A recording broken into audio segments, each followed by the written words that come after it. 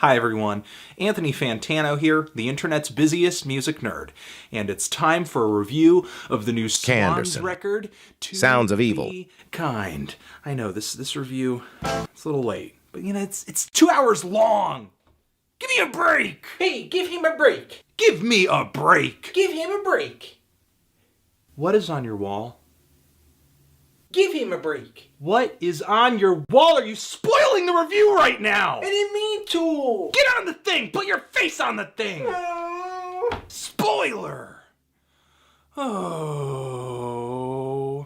This is the latest LP from the long-running experimental rock band that formed over 30 years ago, SWANS. Kanderson. In that 30 years, the band has gone through a lot of albums and lineup changes, live records, and a breakup as well as a subsequent reformation. There's been a lot of sonic evolution as well. In their 80s and 90s output, you can hear everything from the grating sounds of noise rock, no wave, and industrial to post-punk, ambient music, post-rock, as well as folk rock and gothic rock leading up to the point when the band broke up. Annie, don't be so depressed, sad, worried, depressed. People don't really just care about the score, they really just want to hear what you gotta say about the music because they love you so much. You don't think so? Yeah, I know so. You know what? I think you're right. I believe in you. Yeah. I'm gonna do it with all my heart and emotions. You go, girl. Even though there's all these various genres in SWANS' Kanderson. past, they seem to be onto something kind of new with this latest string of records they've been working on, which I actually think started a little rocky with the LP My Father Will Guide Me Up a Rope. The years between this record and 1996's Soundtracks for the Blind were not spent completely silent. I believe there was a SWANS B-Sides record that came out, and Michael Gira was spending a lot of time on solo efforts, collaborations, and bands like Angels of Light, which SWANS was sounding eerily alike when they came out with this comeback record over here. However, the sort of gothic, folk, and country vibes that came through in that project were changed significantly once SWANS dropped The Seer in 2012. It was a record that saw the band filling out their sound with backup vocals, electric guitar, vibraphone, dulcimer, woodwinds, pianos, synths, chimes. SWANS' ambition was unignorable from an instrumental standpoint, but from a compositional standpoint as well, since this record had some of the group's most long and challenging material yet, especially with the 32-minute title track on this thing. It was material that was just unsettling, very disturbing, hair-raising, but explosive as well. And groove heavy too. Like on tracks such as Mother of the World, which has these just stuttering riffs that repeat, repeat, repeat, repeat. And SWANS take these repetitive stuttering riffs and just build and build and build on them with larger instrumentation. Or they manage to bring a really clever musical transition through. Moments like this in a way sort of reminded me of the songwriting that SWANS were embarking on with the longer tracks off of Soundtracks for the Blind with the constantly ascending instrumentation on those songs. But they were definitely going for a different vibe, and they had just a larger, more grander presentation on The Seer. It's like on this record they really returned to improve upon the formula they were working with in the mid-90s. So it's no surprise that on this latest record from SWANS we see these folk influences drift away even further, and instead we're getting this larger emphasis on heaviness, on instrumental density, on slow, incremental progression, with a lot of these songs as they move along becoming hulking monstrosities that are impossible to take down. It's SWANS as you might already know them if you gave a listen to The Seer back in 2012, but in the meantime, since that album was released, I think they've done a great job of improving upon that formula as well, with better production, brighter guitars, heavier bass, more overwhelming crescendos, intense, off-the-wall vocal performances from frontman and main brain Michael Gira. And most importantly, I think SWANS does a fantastic job of just keeping the tension up in a lot of these songs, especially the more aggressive and lively tracks on this album. I think To Be Kind displays a mastery of tension. Another reason you might be familiar with SWAN's sound on this record is if you've been paying close attention to the band for the past few years, because a lot of this material is kind of already out. Songs like To Be Kind have been in the SWANS live set since the Seer tour at least, and a load of the songs on To Be Kind ended up on a live/demo CD that Swans did a limited run of not too long ago, Not Here, Not Now. However, the material on that CD takes on an entirely different life on this record, and the presentation is no less amazing despite the exposure that these songs have already gotten. Screenshot, the first song off of this LP, kicks the entire record off perfectly. It starts with this quiet, hypnotic little riff that has a sinister swing to it. Then the drums pop in. They sound so crisp. They sound so fantastic. They sound so clear throughout this entire record. I just love the drum sounds on this thing. Shout out to John Congleton.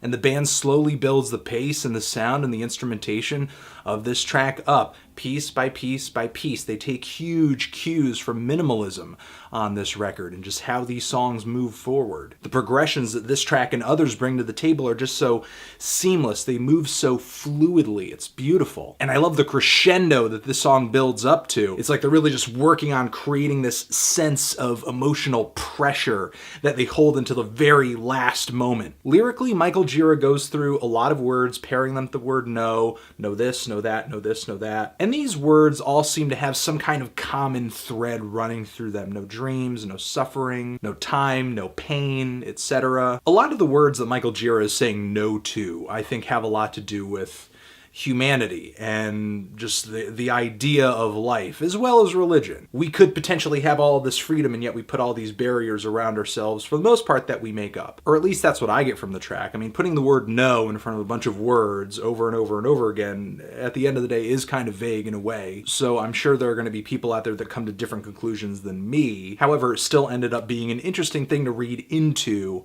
as I was listening to this record. And there are similar lyrical and compositional themes that run through the other songs on this record too. Like the song Some Things We Do, which is this somber 5-minute string piece with very chilly, stone-faced vocals fronting the song. And even though 5 minutes is not really a short amount of time for a song, the track does feel comparatively short to the other tracks here. Considering the track comes right after one of the most intense songs on the record and how relaxed it is throughout the entirety of its length, it's kind of like an interlude. And lyrically, we have a similar pattern. Instead of know this, know that, we have we this, we that, we love, we learn, we taste, we fuck, we touch. Michael Gira seems completely obsessed with the things that we do, whether it be by choice or by nature, conditioning. I think in a way Michael might be kind of disappointed with the limitations that mankind has on it, whether they are self-imposed or otherwise. The song A Little God in My Hands also takes this repetitive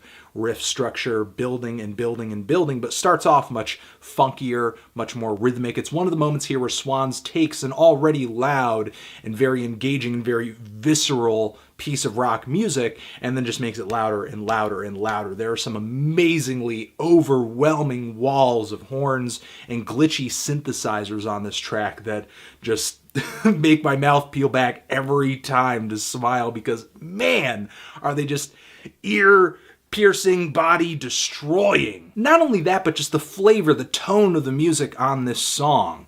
It's so cartoonishly villainous. Like, just imagine the worst villain you've ever seen ever. He's twirling his mustache, he has a cape, he's tying damsels and kittens and babies to train tracks. And again, we get another similar lyrical pattern. There are parts where Michael Gira does divert from this pattern on this song, but we're getting forever this, forever that, forever lazy. And I dare say this song sounds a little primacy. A lot of the same riff, build, repetition characteristics show up on Natalie Neal, as well as Oxygen, which I think starts off more aggressive than any other track here, especially when it comes to the rhythms and just the pace of the song. This is a much faster track than many other tracks here. And even though it's 8 minutes long, this really is Swans at their most straightforward on this record, especially with Michael Gira's really animalistic vocal performance. Feed me now! I still have the oxygen! This is the most insane he's sounded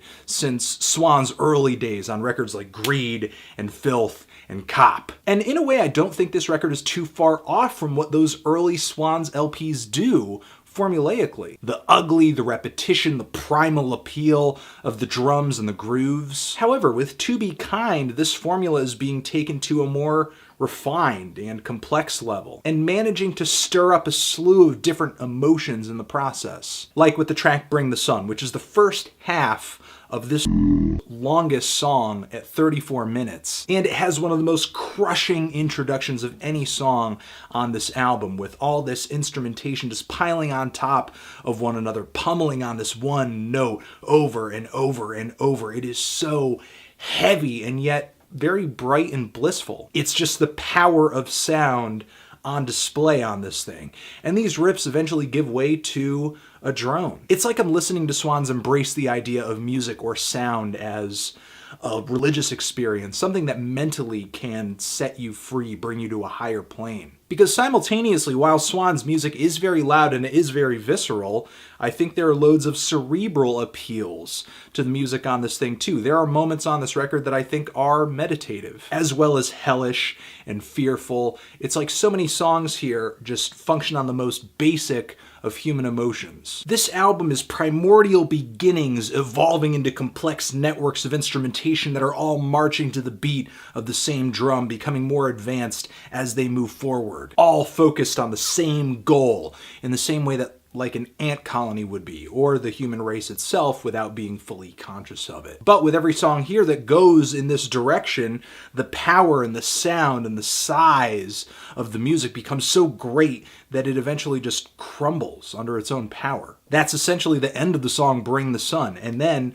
we have this transition over to Saint Louverture, which sort of seems like the calm after the storm for a moment, but then eventually there's all these noisy riffs hammering down with such relentlessness and speed and ferocity. It's like what was once organized has devolved into chaos. The guitars and the drums become this wall of noise feeding frenzy, all ferociously tearing away at the same rotting corpse. And then the instrumentation grows from that into something organized once again, which is kind of the cycle of life and things on this record. This beginning, order, growth, mayhem, death cycle, which actually might not be too far-fetched of a theory, considering that the second half of this track is named after the Haitian revolutionary that helped put into motion the revolution that eventually freed his country from its French oppressors in the early 1700s and late 1800s. And on this track, Michael Gira brings one of the most insane vocal deliveries of any track on this record, really just sort of shouting,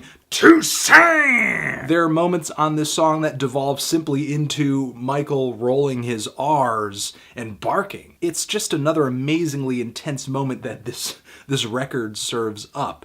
And then there's tracks on here that I think break up the vibe of the album a little bit, like the song Just a Little Boy, which oddly enough, the very weird soundscape of this song, as well as the oddball vocals, kind of remind me of some tracks from David Lynch's latest few musical efforts. And in the title of the song itself, it says it's dedicated to Chester Burnett, aka Howlin' Wolf, one of the most enigmatic blues singers and songwriters of all time. And I think Swans actually live up to that dedication with how bluesy the drum beat and the bass line of this track are, but of course for this album they're slowed down to the pace at which a predator pursues its prey sneakily. This track doesn't contain one of the more climactic builds on the entire album, but it's still really riveting with Michael Gira's vocal delivery and all of this maniacal laughter that plays here and there throughout the track. I also love the atmospheric drone behind this song and the strung out slide guitars, the lumbering groove which feels incredibly woozy. Then there's the song She Loves Us, one of the more multifaceted tracks on the entire LP. Starts off with one of the most gnarly riffs here. After several minutes, it devolves into these noisy, dark, pummeling, chaotic riffs. And the last 10 minutes are spent sort of with this jangly, really, in a way, joyous psychedelic rock instrumentation that just grows more and more and more sinister. It reminds me of the Stooges in some respects, sort of like listening to I Wanna Be Your Dog. It just has a very steady, patient pace to it, but continues to build and build and build further and further and further as it reaches the end point, of course. Meanwhile, Michael Gira is shouting more vitriol over the instrumentation here. Your name is fuck! Backing all of this very lewd lyricism, a lot of which has to do with sex, with Hallelujah.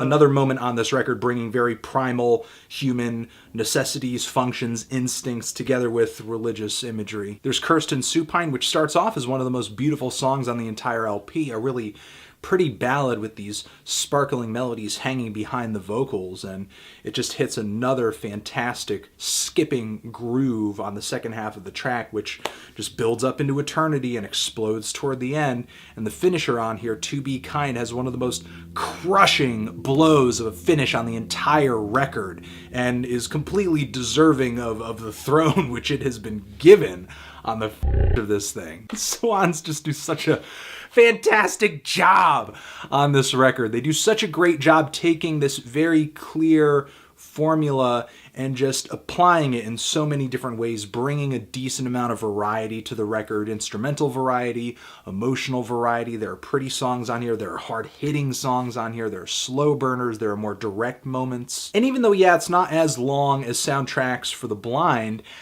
that record to me is not really a holistic album in the way To Be Kind is. Soundtracks for the Blind was literally a soundtrack for a movie that didn't really exist. That was kind of the mental idea that Swans had going into that record. To Be Kind, to me, is Swans' most cohesive, while ambitious album yet. And this plays into why these songs are so long, but I think Swans actually have expanded the notion of entrancing rock instrumentation on this LP. The songs on this record significantly blur the lines between exciting and numbing. And not only is the recording amazing, the pacing of these songs is fantastic.